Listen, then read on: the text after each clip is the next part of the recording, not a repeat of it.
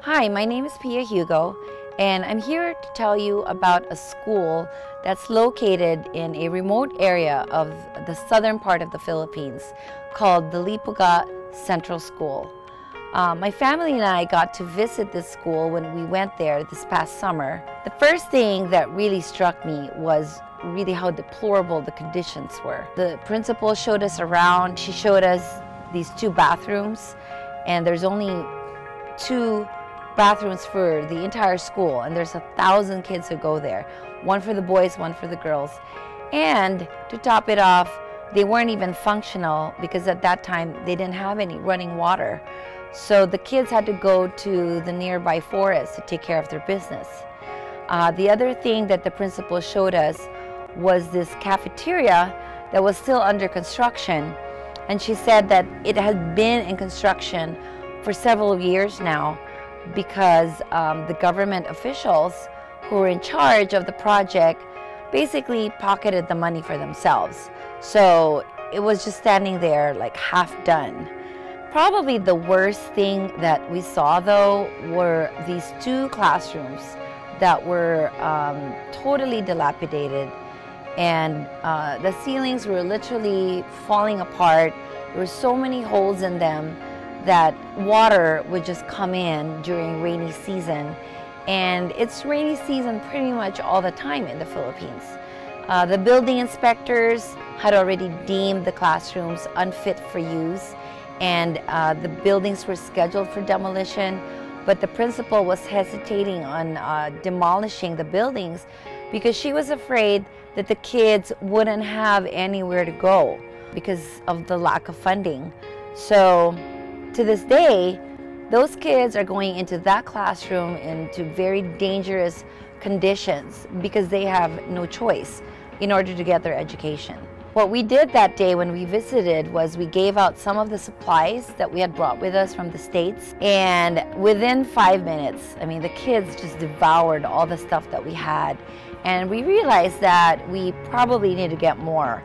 So we went to the local mall that afternoon. The PE department said that they needed some athletic balls, so we bought basketballs and soccer balls. We also bought more school supplies, toys and candy. So the next day we went back and the kids were so happy to see us. You know, we played a few games with them. You know, our hearts just melted. I mean, these kids are amazing and they're so eager to learn. They're so full of life, so full of enthusiasm, and it just broke our hearts that learning would be so difficult because of the physical conditions of that school.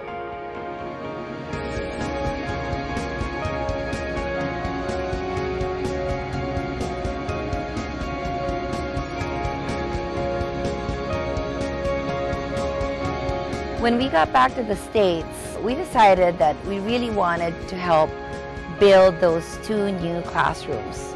So I immediately wrote to the principal and I asked her to give me an estimate of how much the building construction would cost. So she sent me this list and it came out to 259,830 pesos, which in today's current exchange rate would be roughly around $6,000.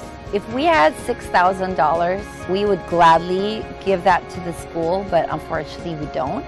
So we're kind of taking a step of faith, and we're doing something we've never done before. We're asking you, our family and our friends, to help us help the school. So there's two ways that you can do it. The first is by writing out a check, and it will be made out to Youth for Christ, which is a non-profit Christian organization that is also helping us raise funds. And you can make this your tax-deductible contribution. The other way that you can do this is just by clicking on the link below, and this will send you to our donation page, and you can pay through PayPal. So thanks so much for listening to this video, and please keep this project in your prayers, and we appreciate anything that you can donate. Doesn't matter what the amount. We just want to thank you in advance for being a part of this very worthwhile project.